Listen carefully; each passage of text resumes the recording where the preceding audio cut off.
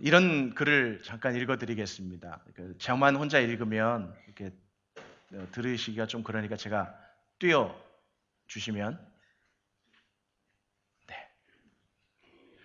편지 한 장 쓸 때마다 2번, 3번 읽어보면서 이 편지가 사통 오달한 번화가에 떨어뜨렸을 때 나의 원수가 펴보더라도 내가 죄를 얻지 않을 것인가라고 생각하면서 써야 하고, 또 이 편지가 수백 년 동안 전해져서 안목 있는 많은 사람들의 눈에 보여지더라도 조롱을 받지 않을 편지인가를 생각해 본 뒤에 비로소 봉해야 하는데, 이런 일이 바로 군자가 삼가는 바다.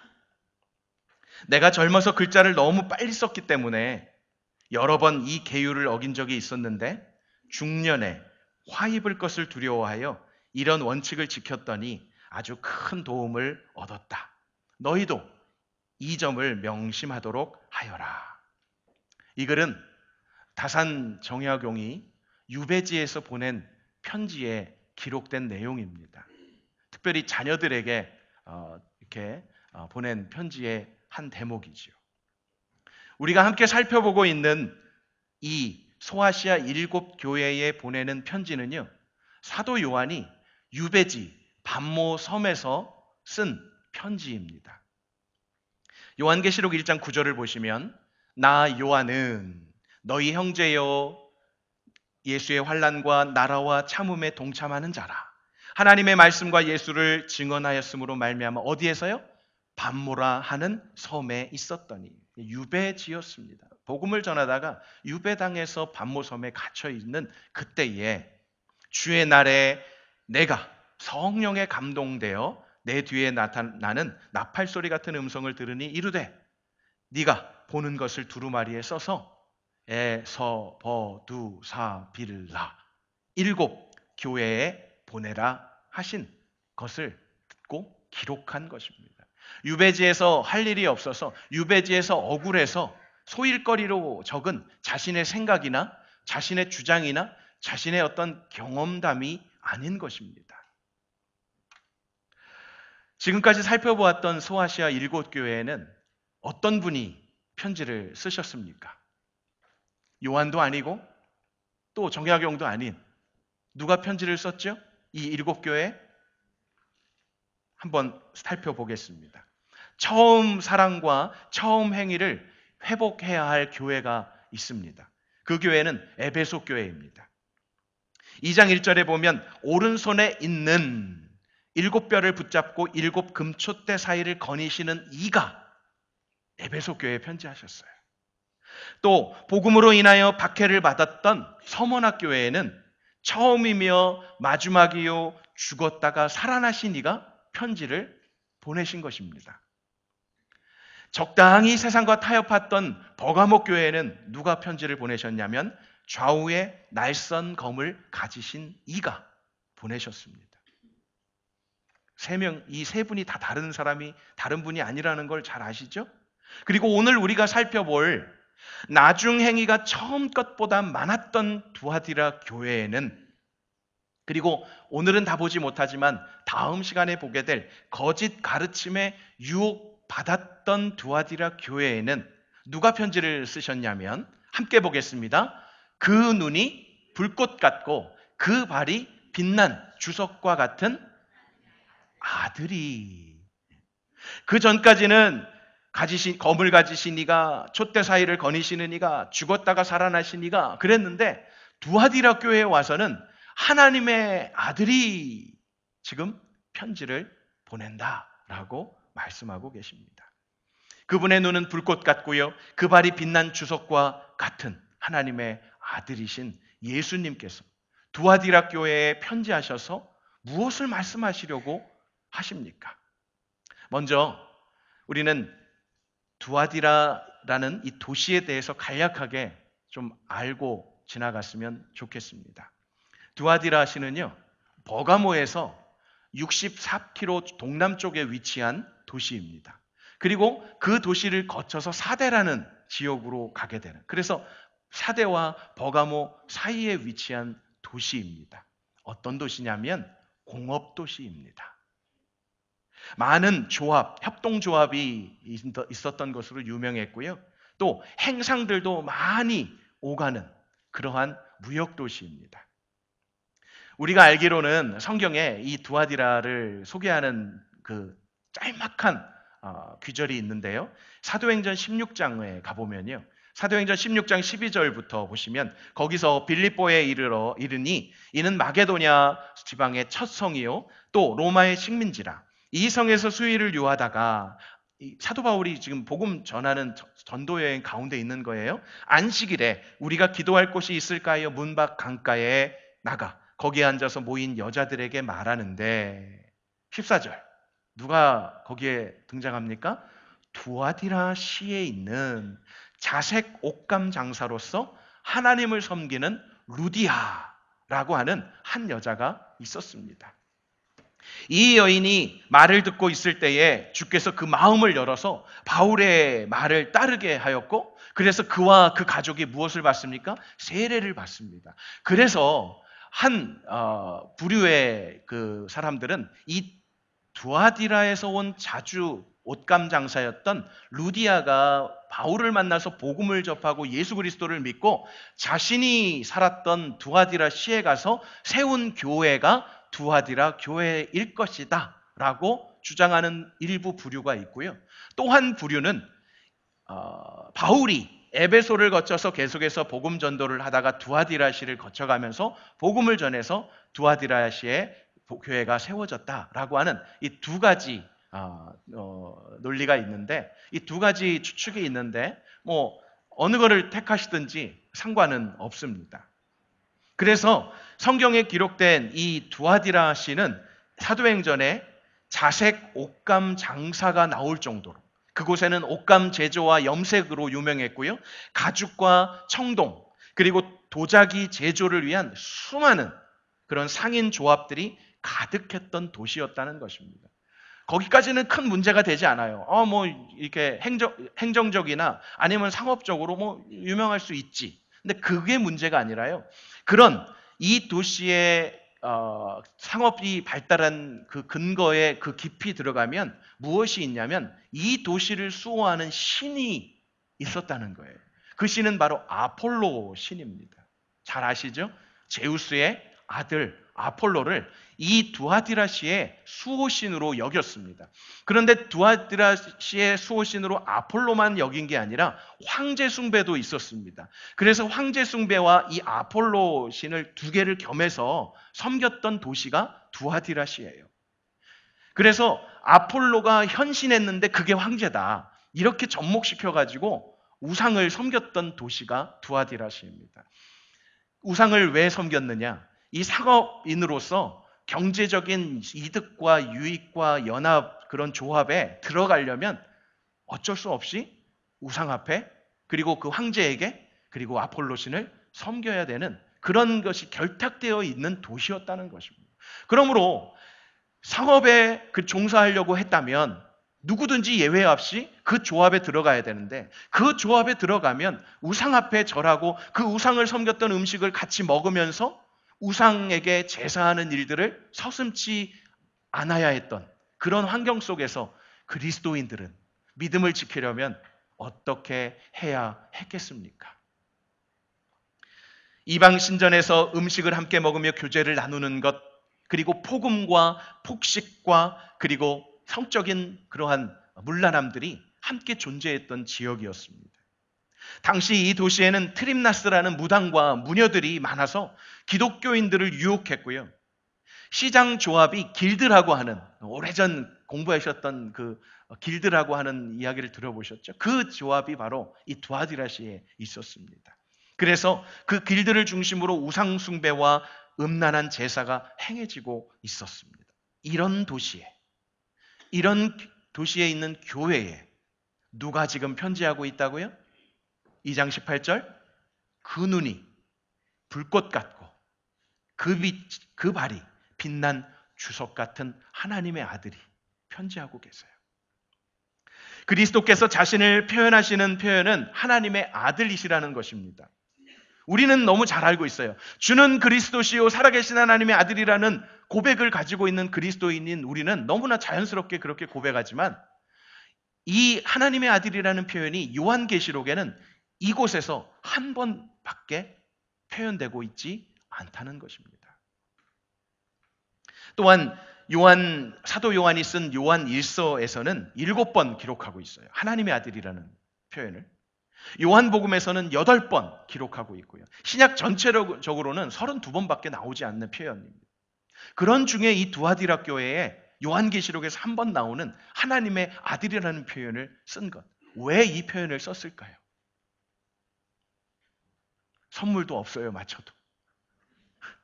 그러나 지금 제가 좀 전에 이 두아디라시의 백그라운드를 얘기했을 때 답이 있어요.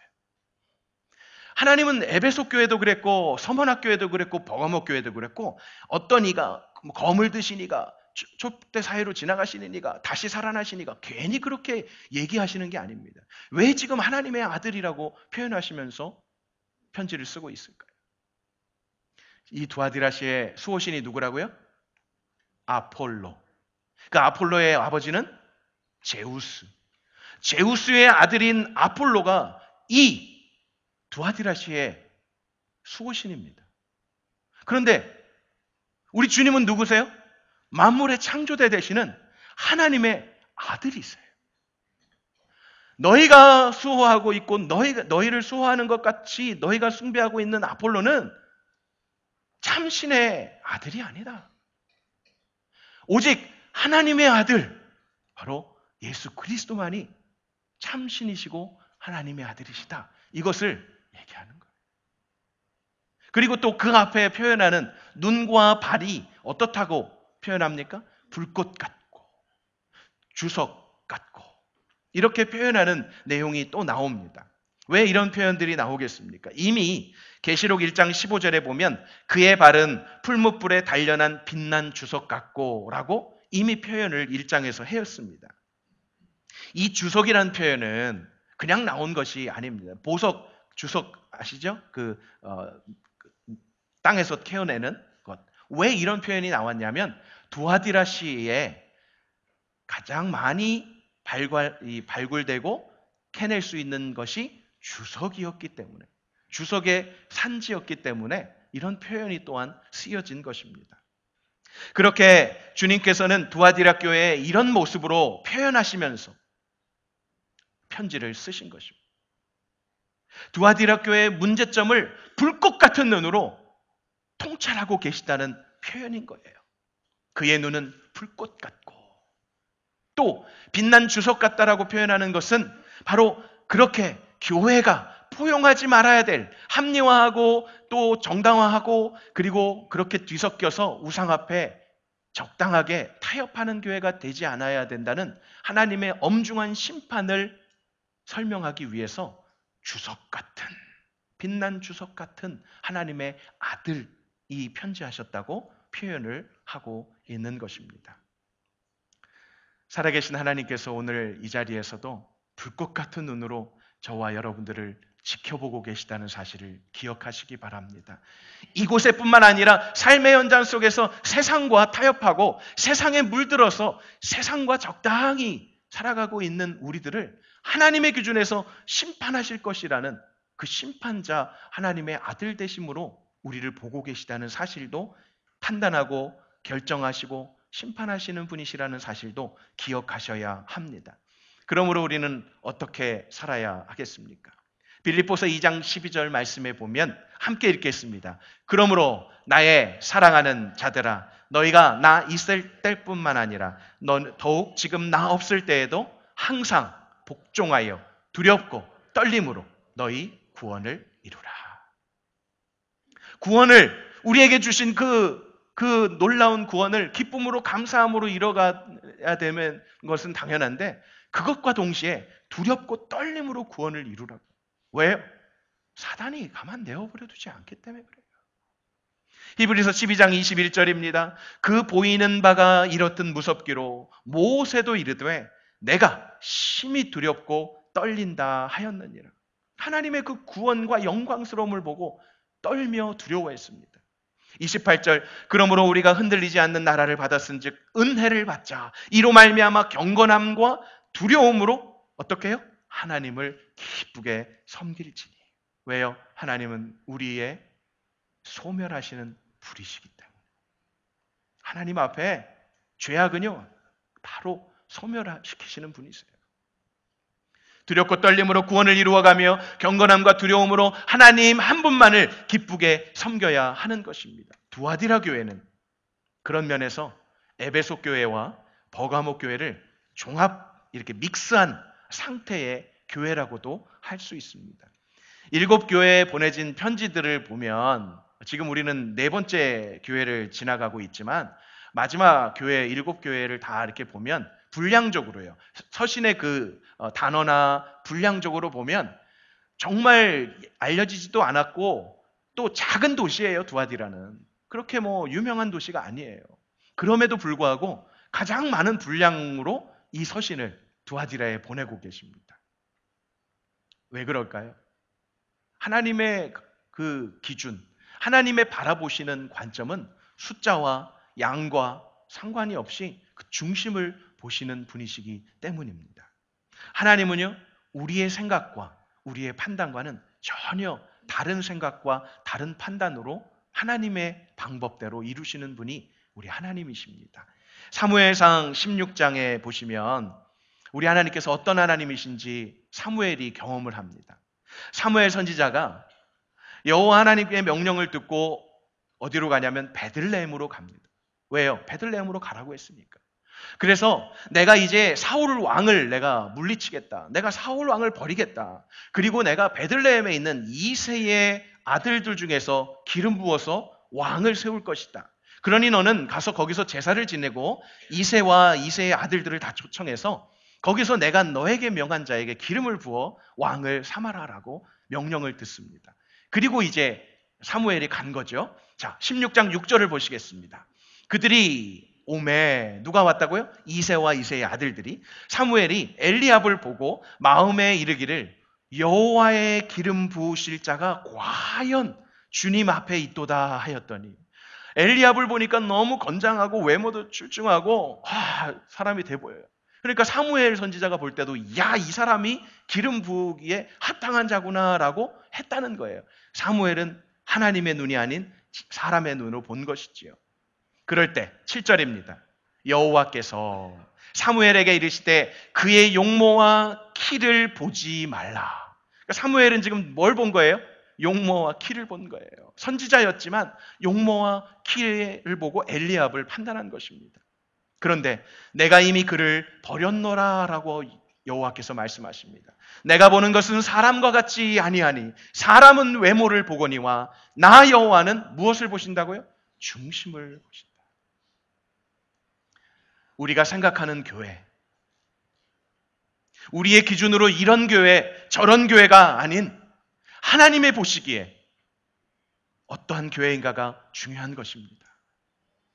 그 눈이 불꽃 같고 그 발이 빛난 주석과 같은 하나님의 아들이신 주님께서 우리 교회를, 우리 광명교회를 어떤 교회로 보시고 계실까요?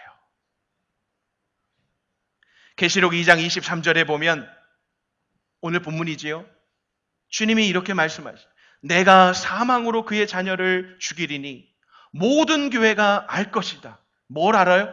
나는 사람의 뜻과 마음을 살피는 자인 줄. 우리 주님이 그러신 분이십니다. 중심을 보시면서 사람의 마음과 그 뜻을 관통해서 아시는 분이십니다. 저와 여러분의 외모를 보시는 분이 아니라는 것입니다.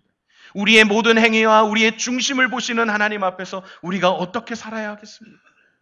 바라기는 세상의 평판 이전에 하나님께서, 우리 주님께서, 성령 하나님께서 보시기에 칭찬받는 교회가 되고 가정이 되고 저와 여러분이 되기를 간절히 축복합니다. 서신의 초두에 주님께서 먼저 이 두아디라 교회가 잘한 일에 대해서 칭찬하고 계십니다.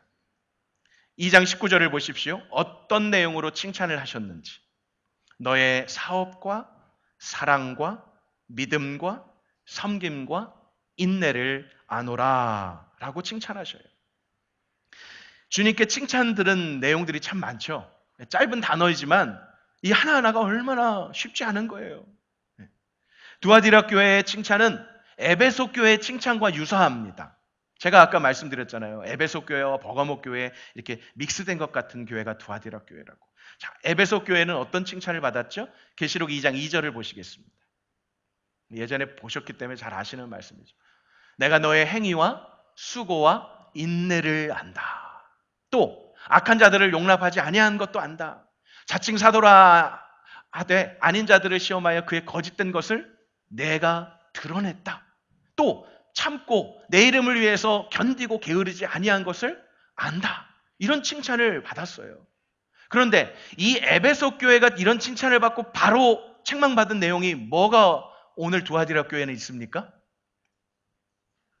두아디라 교회는 있는데 에베소 교회는 없어가지고 에베소 교회는 왕창 그냥 책망받았어요. 뭐요? 내 사업과 다음에 뭐가 나와요? 사랑과.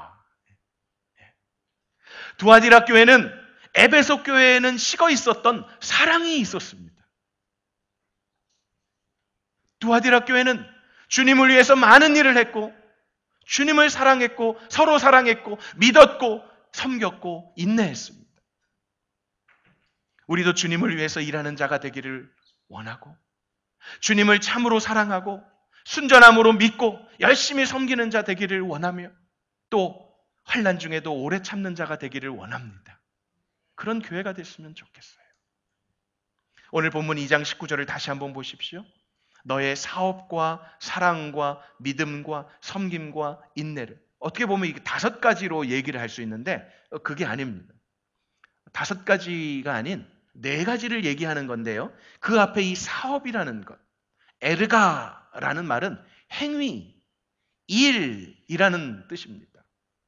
그러니까 두아디라 교회를 향한 이 칭찬의 행위들은, 이 행위들은, 사업은 믿음이고 사랑이고 섬김이고 인내였다라는 말이에요.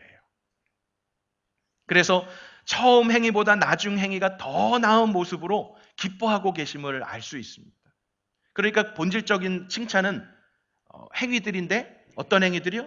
이 앞에 뒤에 나오는 4가지 행위들이라는 것입니다. 자, 그래서 이 4가지를 좀 간략하게 살펴보기를 원합니다. 이해를 돕기 위해서 이 4가지 단어들의 뜻을 좀 살펴보려면 할 수 없이 우리는 원어를 통해서 도출해낼 수밖에 없습니다.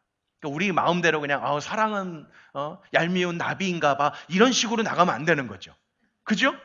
분명히 성경이 말하는 하나님께서 말씀해 주시는 사랑으로 가야지 내 경험으로 사랑은 뭐 하면 할수록 힘든 거야. 자기 경험이나 자기 뜻대로 세상적으로 나가는 게 아니라 성경이 말하는 것을 우리가 함께 살펴봐야 할 것입니다. 그 첫 번째요. 사랑의 행위를 칭찬하셨어요. 에베소 교회가 신앙 사수를 위해서 법을 가지고 규율을 가지고 그렇게 지키다가 뭘 잃어버렸다고요? 처음 사랑을 잃어버렸어요. 그런데 두아디라 교회는 그 사랑을 가지고 있었다는 것입니다. 아가페의 사랑입니다. 아가페의 사랑. 마지막 때에는 어떤 일들이 일어난다고 주님께서 말씀하셨냐면 마태복음 24장 10절입니다. 그때에 많은 사람이 실족하게 되어 서로 잡아주고, 여기서 이 잡아주고라는 건 넘어졌으니까 이렇게 잡아주는 게 아닌 뭐예요? 저 사람 이상해. 저 사람 좀 사상이 이상해 해가지고 고발하는 걸 말하는 것입니다. 잡아주고 또 서로 미워하겠으며 거짓 선지자가 많이 일어나 많은 사람들을 미혹하겠으며 그러니까 미혹하는 이들이 많으니까 경계심을 갖겠죠. 막 의심을 하겠죠. 맞아? 맞아? 이렇게. 그래서 12절에 보면 불법이 성하게 되고 많은 사람의 뭐가요? 사랑이 식어지는 거예요. 이단이나 사입이나 잘못된 것들을 이렇게 발본할 때는 그만큼 조심해야 될 것, 놓치지 말아야 될 게 이 사랑입니다. 사랑을 앞세우다가 보면 너도 좋고 나도 좋고 다 혼합주의가 되겠죠. 그것은 아닙니다. 그걸 말하는 건 아닙니다. 서로 사랑 가운데서 정확하게 진리로 분별해 나가는 것이 필요하다는 것입니다. 그런데 이 두아디라 교회는 그 사랑을 잃지 않았다는 것입니다. 에베소 교회는 잃었지만. 그런데 잃지 않은 것으로 끝난 게 아니라 그 두아디라 교회는 어땠다고요? 처음 사랑이 나중 사랑보다 많았어요? 나중 사랑이 처음 사랑보다 더 많은 행위가 있었다는 거예요. 사랑의 행위가 있었다는 거예요. 그 사랑이 식어지지 않고 더 풍성해졌다는 걸 칭찬해주고 계신 것입니다. 두 번째, 믿음의 행위를 칭찬하셨습니다. 믿음은 피스티스라는 말이에요. 원어적으로 피스티스라는 말인데 이 믿음의 그 원어와 비슷한 피스토스라는 단어가 있는데 그 피스토스라는 단어는 충성이라는 단어입니다. 믿음은 피스티스, 충성은 피스토스. 무엇을 말해요? 같은 어원에서 나왔다는 거예요. 믿음과 충성은 연관성이 있다는 거죠. 내가 믿습니다 라고 했으면 뭘 지켜야 돼요? 충성을, 약속을 지키고 신용을 지키고 그 자리를 지킬 수 있어야 된다는 거예요. 아, 내가 당신은 돈을 꿔준 거 갚을 사람으로 믿어. 그랬는데 이틀이 지난 다음에 고발해. 저 사람이 나의 돈을 안 갚아요? 이런 일들이 있어서는 안 되는 거죠. 그러니까 그 믿음을 가지고 끝까지 충성하는 것. 그래서 원어적으로 피스토스 연관성이 있는 같은 어원이 되는 것입니다. 주님께서는 제자들의 믿음이 없음을 책망하셨습니다. 광풍이 일었을 때 어떻게 하다가 막 두려워하는 이 제자들에게 너희는 왜 믿음이 없느냐? 다른 복음서에서는 왜 믿음이 적느냐라고 책망하셨습니다. 그러나 이방인이었지만 백부장이었던 사람에게는 어떻게 하셨습니까? 그 백부장의 믿음을 칭찬하셨던 주님이십니다. 우리 주님께서 여러분들의 믿음을 어떻게 판단하고 계실까요? 여러분들 안에 있는 믿음을 가지고 어떻게 정확하게 보고 계시는지 주님은 아십니다. 내 믿음이 어디 있느냐라고 물으실까요? 아니면 두아디라 교회처럼 네가 그렇게 어려움 가운데서도 환난 가운데서도 처음보다 나중이 더 믿음의 행위가 커졌구나라고 칭찬받을 수 있는 그러한 자인지 우리가 서로 자신을 돌아볼 수 있었으면 좋겠습니다. 갈라디아서 3장 11절 말씀에는요. 또 하나님 앞에서 아무도 율법으로 말미암아 의롭게 되지 못할 것이 분명하니. 그러니까 율법의 행위로는 의롭다 할 수 있는 방법이 없어요. 어떤 방법이냐면 의인은 믿음으로 살리라 하였습니다. 그러니까 무엇이 먼저냐면 믿음이 먼저예요. 그리고 그 믿음에 따라 나오는 자연스러운 행위들이 있는 것입니다. 행위가 먼저 아니라는 거예요. 그것을 극명하게 보여주는 것이 야고보서입니다. 야고보서 2장 17절로 가겠습니다. 함께 읽어보겠습니다. 같이요. 이와 같이 행함이 없는 믿음은 그 자체가 죽은 것이라. 어떤 사람은 말하기를 너는 믿음이 있고 나는 행함이 있으니 행함이 없는 내 믿음을 내게 보이라. 나는 행함으로 내 믿음을 내게 보이리라 하리라. 네가 하나님은 한 분이신 줄을 믿느냐? 잘하는도다. 귀신들도 믿고 떠느니라. 계속해서요. 20절입니다. 아, 허탄한 사람아, 행함이 없는 믿음이 헛것인 줄을 알고자 하느냐? 우리 조상 아브라함이 그 아들 이삭을 제단에 바칠 때에 행함으로 의롭다 하심을 받은 것이 아니냐. 네가 보거니와 믿음이 그의 행함과 함께 일하고 행함으로 믿음이 온전하게 되었느니라. 그러니까 믿음만이라고 할 수 없는 거예요. 그 믿음에 온전하게 하는 행함이 자연스럽게 따라오는 것입니다. 아브라함을 얘기하지 않습니까? 아브라함이 하나님 제가 아들을 바치든 안 바치든 하나님 제가 사랑하는 거 믿으시죠? 왜 하나님 믿음이 없으십니까? 제가 꼭 이 이삭을 죽여야만 믿음을 그렇게 증명해 보이는 겁니까? 왜 하나님 저에 대한 믿음이 없으세요? 라고 하지 않고 묵묵히 순종하면서 아들 이삭을 죽이려고 하기까지 하나님이 멈추게 하실 때까지 됐다라고 인정해 주실 때까지 그 믿음의 행함이 있었다는 것입니다. 그렇게 두아디라 교회는 처음에는 믿습니다. 처음에 예수 그리스도를 믿고 와 산으로 옮길 만한 믿음 막 그러면서 주야 그랬는데 신학교를 가고 신학교 3학년 졸업할 때가 되고 주여 이렇게 되는 그러한 신학생들도 있어요. 우리의 믿음은 어떻습니까? 처음에는 주님 불 속에라도 들어가서 그랬는데 살다 보니까 어느 순간인가 자신도 아니고 내 자녀도 선교사로 간다고 할까봐 두려워가지고 조마조마하는 그러한 우리는 아닌지. 그런데 두아디라 교회는 어땠다고요? 처음 믿음이 변치 않고 처음보다 나중이 더 그 믿음의 행위들이 많았다라고 칭찬을 받았다는 것입니다. 세 번째로 섬김의 행위가 많았던 섬김의 행위로 칭찬을 하셨습니다. 이 섬김이라는 단어는 디아코니아라는 단어입니다. 시험에 안 나오니까 그냥 들으세요. 디아코니아. 디아라는 말은 무엇을 통하여라는 말이고요. 코니아라는 말은 먼지라는 것입니다. 먼지. 우리는 먼지 그러면 뭐가 떠오르죠? 미세 이렇게 떠오르잖아요. 여기는 아니지만요. 여기는 아니지만. 그러니까 디아코니아 그러면 그냥 원어상으로 그냥 한다면 뭐예요? 통하여 먼지. 좀 이상하니까 먼지를 통하여 이런 말인데 이게 뭐예요 이게? 그 뭔지 모르겠네요. 섬김이라는 단어가 디아코니아라는 것인데 먼지를 통하여라고 하니까 이게 좀 아리송하잖아요. 어떤 뜻이 있을까요? 이 디아코니아가 섬김이나 봉사 혹은 사역을 나타내는 단어로 쓰일 수 있었던 것은 단어의 의미를 정리해 본다면 한국적인 의미예요. 먼지 나도록 뛰어다닌다. 먼지 나도록 뛰어다닌다. 뭐 하려고요? 섬기고 봉사하고 사역하려고.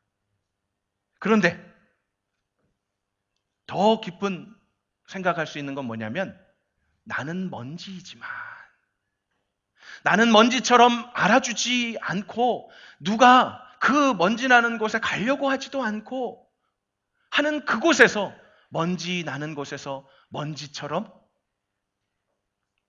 그런 나를 통해서 하나님을 섬기는 하나님을 봉사하는 것. 그런 의미가 있는 것입니다. 나는 아무것도 아니지만 하나님께서 나 같은 자를 다 같이 연약한 자를 통해서 하나님이 영광 받으시는 그리고 지체들이 도움을 받는 은혜를 누리는 오늘처럼 비 오는 날 주차 봉사하기 쉽겠습니까? 애찬 봉사하고 싶겠습니까? 설거지 끔찍합니다. 하신 분들은 비 맞으면서 물에 막 쉽지 않아요. 정말 쉽지 않아요. 알든 모르든 그 자리에서 정말 먼지나게 뛰어다니며 먼지와 같은 나를 통해서 섬김을 받으시는 하나님. 그것이 바로 섬김 안에 있는 뜻인데요. 이 디아코니아라는 어원과 같은 선상에서 나온 게 디아코노스라는 말입니다. 이 디아코노스라는 말에서 또 나온 게 뭐냐면 데이컨이라는 말이에요. 데이컨.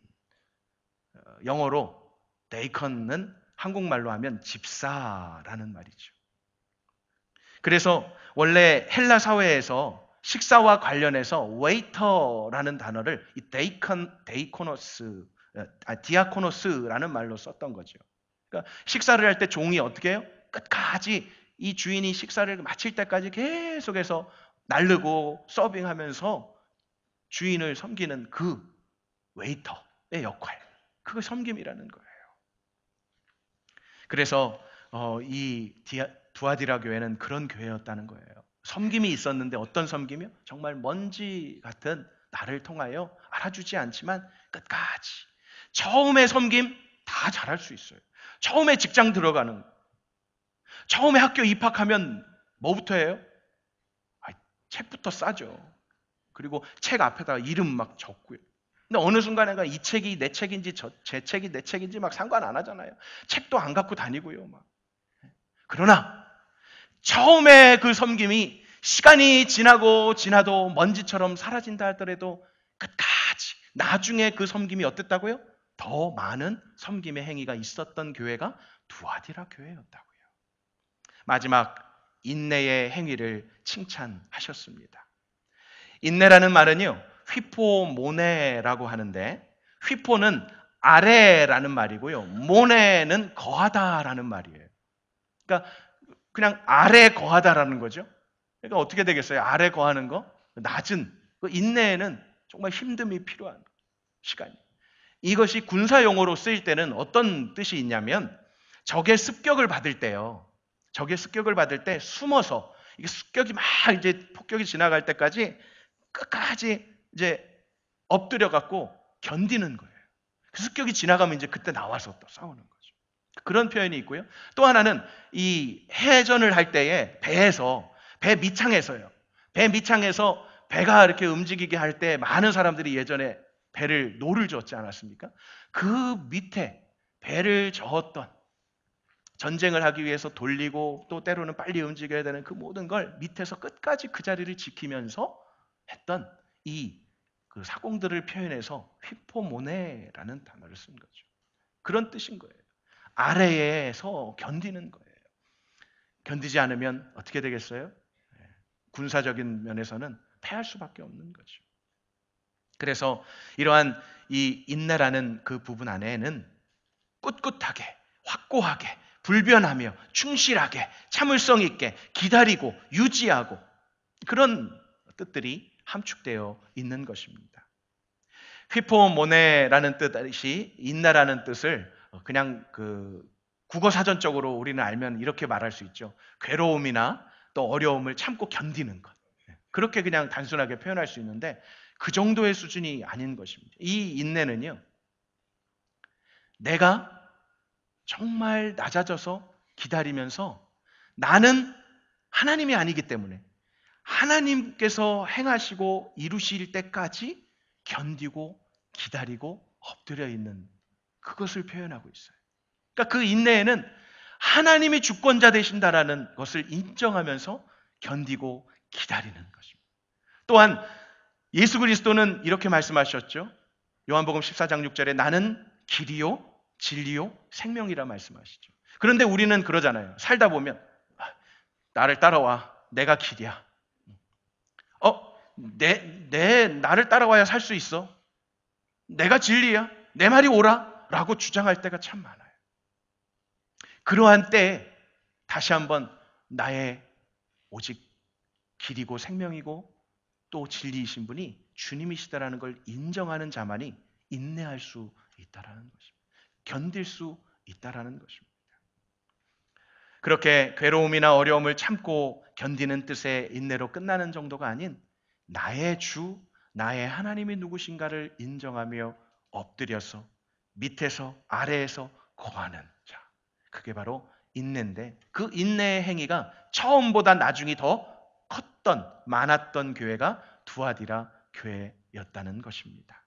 이와 비슷하게 칭찬을 받았던 또 다른 교회가 하나 있습니다. 그 교회는 데살로니가 교회인데요. 데살로니가 1장 2절을 보시겠습니다. 같이 한번 읽겠습니다. 우리가 너희 모두로 말미암아 항상 하나님께 감사하며 기도할 때에 너희를 기억함은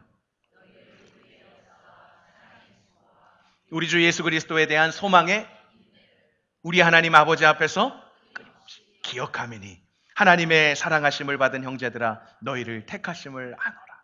이 데살로니가 교회가 이런 칭찬을 받았어요. 하나님께 감사하며 기도할 때마다 너희 생각하면 이런 교회야. 믿음의 역사가 있는 교회야. 사랑의 수고가 있는 교회야. 소망의 인내가 있었던 교회야. 그리고 그것을 우리 하나님 아버지 앞에서 끊임없이 기억할 수 있도록 끊이지 않았다는 거예요. 한때만이 아니에요. 한때만 번쩍했던 교회가 아니라는 것입니다. 이렇듯 두아디라 교회는 그들의 행위, 사랑, 섬김, 믿음, 인내에 있어서 칭찬을 받았습니다. 그런 행위가 어느 한때의 모습이 아니었음을 알 수 있습니다. 누군가 볼 때만이 아니었다는 것입니다. 우리 광명교회는 지금 담임 목사님이 안 계십니다. 뉴질랜드에 오래 사신 분들은 경험하셨을 거예요. 잠깐 동안 방학을 맞이해서 앞 아빠나 아니면 엄마나 둘 중에 한 분, 두 분 다 가시면 더 좋지만 둘 중에 한 분이 가실 때, 그럴 때 이제 어떤 일들이 가정에서 일어나죠? 역할 분담이 나오지 않습니까? 야, 엄마가 안 계실 때는 네가 쓰레기 버리는 날은 이때고, 네가 설거지는 하고, 네가 세탁을 해라. 이렇게 이제 자녀들이 많으면 많을수록 좋아하는데 이렇게 딱 나누잖아요. 그러면 그 역할들을 평소에는 안 했다 하더라도 없을 때는 어떻게든 십시일반으로 같이 해나가는 거죠. 그런데 그것이 안 되고 어머니가 올 때나 아버지가 올 때 이제 딱 봤을 때 어때요? 완전히 뭐 그냥 시장, 뭐 어떤 그 쓰레기장처럼 된 거는 뭘 말합니까? 그건 뭘 말해요? 집안에 어머니가 없고 아버지가 없다고 놀자 놀자 한 것이죠. 네. 있을 때 눈가림만 하는 것이 아니라 담임 목사가 있다고 예배 나가면 나 왔다고 알아주시겠지? 이런 거는 아니겠죠? 그런 분 안 계시죠? 그렇잖아요. 그렇죠? 네. 그래서 그 어느 때보다도 비어있는 그 공간 안에서 우리에게 맡겨주신 역할들과 자리, 그리고 그 마음 자세가 흐트러지지 않아야 된다는 것입니다. 보십시오. 에베소서 6장 5절에 보면 이렇게 말합니다. 종들아, 두려워하고 떨며 성실한 마음으로 육체의 사항전에 순종하기를 그리스도께 하듯 하라. 눈가림만 하여 사람을 기쁘게 하는 자처럼 하지 말고 그리스도의 종들처럼 마음으로 하나님의 뜻을 행하고 기쁜 마음으로 섬기기를 주께 하듯 하고 사람들에게 하듯 하지 말라. 이는 각 사람이 무슨 선을 행하든지 종이나 자유인이나 주께로부터 그대로 받을 줄을 알미라. 심은 대로 거두게 된다는 거죠. 제가 지난 금요일 날 함께 기도하면서 참 주제 넘게 그냥 잠깐 기도하면서 그런 표현을 했는데 오늘도 좀 죄송하지만 이해하고 들으십시오. 하나님은 중심을 보시지 숫자나 양을 보시지 않으신다고 분명히 말씀드렸기에 그것을 말씀드리는 것은 아닙니다. 그러나 담임 목사님의 부재가 시작되고 이제 4개월, 그리고 또 오시기까지 몇 개월이 더 걸릴지 우리는 알지 못하지만 우리 광명교회 어떤 교회였는가 다 기준은, 그리고 바라보는 눈은 다를 것입니다. 그러나 현 시점을 말씀드리는 거예요. 새벽 기도요? 매일 있죠. 1년에 송구영신 예배 드릴 때 빼놓고는 매일 있죠. 그러나 평균적으로 20명을 넘지 못하고 있습니다.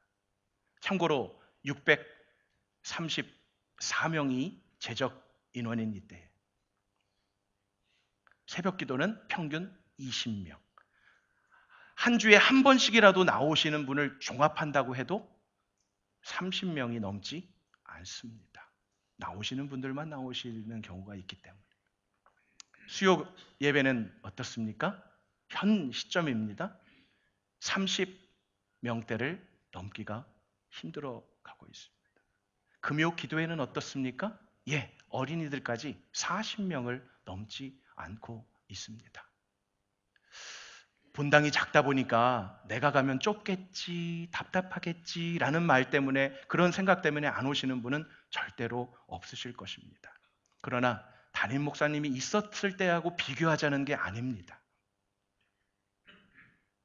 그 어느 때보다도 더 우리가 처음보다 더, 없을 때보다 더 함께 기도해야 될 때가 아닌가 싶습니다. 그리고 더 열심을 내어서 하나님께 예배 드려야 해야 될 때가 아닌가 싶습니다. 눈가림만 하는 자는 하나님이 아십니다. 사람은 판단할 수 있어도, 그 눈에 보이는 것을 판단해도 보이지 않는 것은 몰라요. 그러나 하나님은 보이지 아니하시는 중심까지도 아십니다. 계시록 2장 19절에 보면 그 마지막 절에 내 나중이 행위가 처음 것보다 많도다 그랬잖아요. 이것을 이렇게 읽으면 더 좋습니다.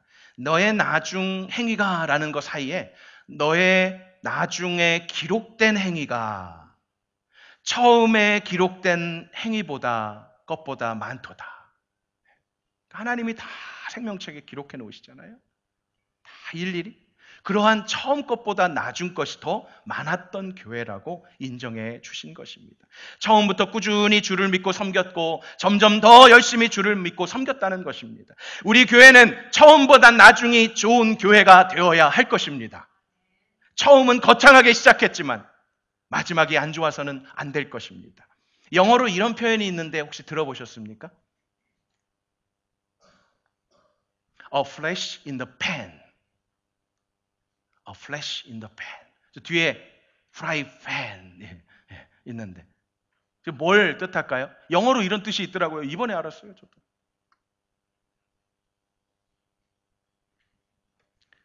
후라이팬에 기름을 부으니까 어떻게 돼요? 불길이 확. 그런데 그렇게 확 생겼다가 반짝했다가 스르드는 거예요. 처음에는 와 했는데 쭈르륵 드는 그런 현상과 그런 현상, 이렇게 반짝 성공하는 것에 비해서 생긴 말이 flash in the pan이라는 말인데 이 말을 사자성어로 보면 이렇게 표현합니다. 용두사미. 두아디라 교회는 용두사미 한 교회가 아니었다는 거예요. 처음 행위보다 나중 행위가 더 많아서 칭찬받는 교회였습니다. 우리 광명교회가 그런 교회가 되기를 축복합니다.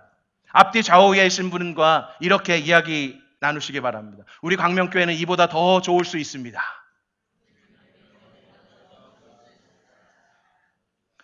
우리 광명교회 이보다 더 좋나 보자. 아니죠. 우리 광명교회는 이보다 더 좋을 수 있습니다. 왜요? 하나님의 아들이 신 주님이 주인 되시는 교회이고요. 또 한 번만 다시 한번 우리 옆에 분에게 바로 당신 때문에 그렇습니다. 네. 잠언 4장 18절을 보면요. 의인에게는 돋는 햇살 같아서 크게 빛나 한낮에 광명에 이르거니와 라고 했어요. 광명 나왔네요. 의인의 길은 돋는 햇살 같아서 크게 빛나 한낮에 광명에 이르거니와. 개역 성경을 보면 점점 더 광명에 이르거니와 라고 표현되어 있어요. 점점 더요. 처음에 확 했다가 이렇게 되는 게 아니라 처음에는 좀 미약하더라도 점점 더 한낮에 광명에 이르거니와. 누구의 길이요? 의인의 길이요. 근데 악인의 길은 그렇지 않대요. 의인의 길로 향하는 자에게는 그렇지만 악인의 길은 그렇지 않대요. 우리 광명교회가 여러분의 가정이 돋는 햇살 같아서 크게 빛나 한낮에 광명에 이르기를 축복합니다. 성경은 어떤 자가 복 있는 사람이라고 말하고 있습니까? 시편 1편 1절입니다. 복 있는 사람은 악인의 꾀, 죄인의 길, 오만한 자의 자리에 앉지 아니합니다. 그러면 되는 거예요? 그러면 되는 거예요? 뭘 해야 돼요? 읽어보겠습니다. 함께 2절 시작. 즐거워하여 그의 율법을 주야로 묵상하는 자로다. 그렇게 돼서 시냇가에 심은 나무가 철을 따라서 열매를 맺고 잎사귀가 마르지 아니함 같이 된다라는 것입니다. 그가 하는 모든 일이 다 형통하게 된다라는 것입니다. 점점 더 의인의 길은 점점 더예요. 그런데 악인은 그렇지 않대요. 악인은 그렇지 않고 어떻게 된다고요? 오직 바람에 나는 겨와 같대요. 악인들은 심판을 견디지 못한대요. 죄인들이 의인들의 모임에 들지 못한대요. 의인들의 길은 여호와께서 인정하시지만 악인의 길은 망하는 것밖에 없대요. 우리 중 누구도 악인의 꾀, 죄인의 길, 오만한 자의 자리에 앉지 않기를 원합니다. 작은 시련, 어려움, 유혹에 긋던 바람에도 나는 겨와 같지 않기를 소원합니다. 오직 여호와 하나님께서 인정해 주시는 의인의 길로 믿음의 경주를 인내함으로 달려가시기를 축복합니다. 욥기 8장 5절입니다. 같이 읽겠습니다. 시작. 네가 만일 하나님을 찾으며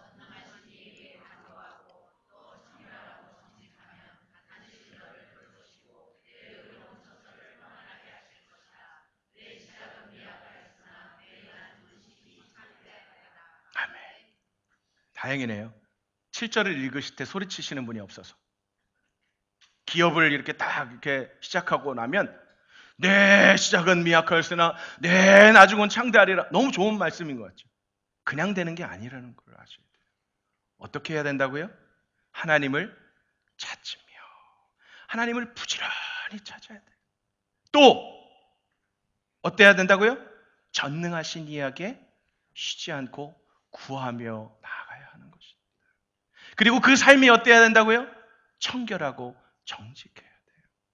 이것이 되면서 시작은 미약할지라도 점점 더 하나님께 구하고 하나님을 찾고 청결하고 정직함을 지켜 인내로 결실하는 자, 그게 의인인 것입니다. 사랑하는 성도 여러분, 우리 광명교회는 이제 11월이 되면 18주년을 맞이하게 되는 청소년의 시기를 보내고 있습니다. 교회의 나이를 인생의 나이에 비교할 수는 없겠지만 이 시간을 잘 보내야 할 것 같습니다. 3명의 담임 목사님을 보내고 이제 4번째 담임 목사님을 기다리며 교회가 교회 되기를, 예배가 예배 되기를 바라는 마음은 모든 성도의 동일한 마음일 것입니다. 광명교회 공동체에 등록한 날들은 다 다르죠. 그러나 그 등록한 날들은 서로 다를지라도 확실한 것은요, 광명교회 성도가 된 그때부터 지금 시간이, 그리고 이 시간이 지난 그 다음에 점점 더 여러분들의 사랑과 여러분들의 믿음과 여러분들의 섬김과 여러분들의 인내가 하나님 보실 때에 처음보다 나중에 너희 행위가 더 많구나라고 칭찬받을 수 있었으면 좋겠습니다. 예수 그리스도를 처음 믿었을 때 그 불타는 그 열정들이 이제는 찌들어진 이민 생활 속에서 남들도 다 그러는데 뭐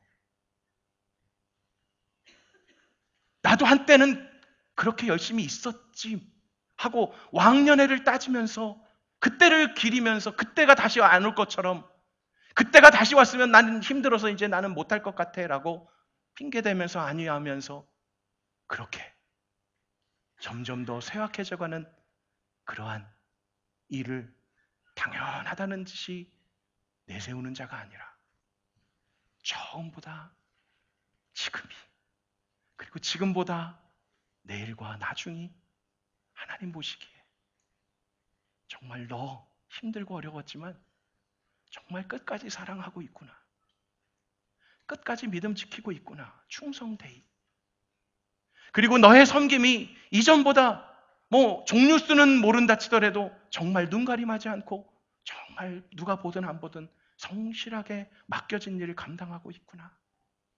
그리고 힘들고 어렵고 억울하고 답답할 때에도 인내로서 하나님의 능하신 손 아래서 겸손히 인내하면서 처음보다 나중이 너는 더 많구나, 네 행위가 더 많구나, 네 사업이 더 많구나 라고 여겨주시는 저와 여러분들이 되고 우리 광명교회가 되기를 주님의 이름으로 축복합니다.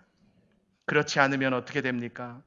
그렇지 않으면 에베소 교회 같이 됩니다. 계시록 2장 5절을 보십시오. 그러므로 어디서 떨어졌는지를 생각하고 회개하여 처음 행위를 가져야 할 것입니다. 그리고 우리의 선한 행위와 사랑은 처음 믿었을 때보다 세월이 지나갈수록 더욱더 풍성해져야 할 것입니다. 우리는 세월이 흐를수록 앞으로 전진하는 성도가 되어야 합니다. 우리의 믿음을 밀가부로 뜻하는 이 세상 속에서 거룩한 신부로 순결한 믿음을 지키며 피 흘리기까지 맹렬하게 영적 전쟁 가운데 싸워 이겨야 합니다. 그런 자에게 약속하신 것이 있습니다. 오늘 본문 계시록 2장 25절부터 28절까지 같이 한번 읽겠습니다. 함께요. 다만 너희에게 있는 것을 내가 올 때까지 굳게 잡으라. 이기는 자와 끝까지 내 일을 지키는 그에게 만국을 다스리는 권세를 주리니 그가 철장을 가지고 그들을 다스려 질그릇 깨뜨리는 것과 같이 하리라. 나도 내 아버지께 받은 것이 그러하니라. 내가 또 그에게 새벽별을 주리라. 확실한 그러한 약속이 있습니다. 이 약속의 말씀을 기억하면서 굳게 붙잡고 사랑과 믿음과 섬김과 인내로 선한 행위에 있어서 나중 행위가 더욱 성숙해져 가고 강건하여지는 가는 저와 여러분이 되고 우리 광명교회가 되기를 간절히 축복합니다.